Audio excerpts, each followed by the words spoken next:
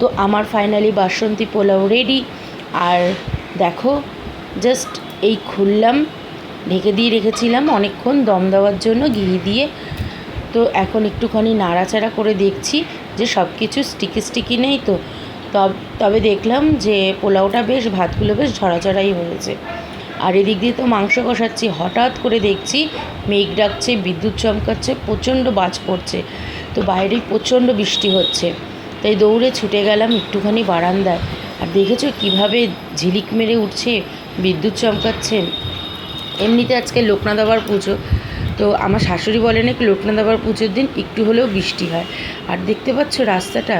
আর সত্যি বলছি, আমার এই বর্ষাকালের দিনটা খুবই ভালো লাগে।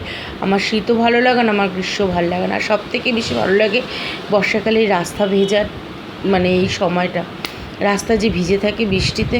আর সত্যি বলতে গেলে দুদিন ধরে যে পরিমাণে গরম পড়েছিল, যা কিছুটা হলেও স্বস্তি পেলাম। আমি অন্তত খুব স্বস্তি পেয়েছি, সত্যি অনেকটা ঠান্ডা হয়েছে।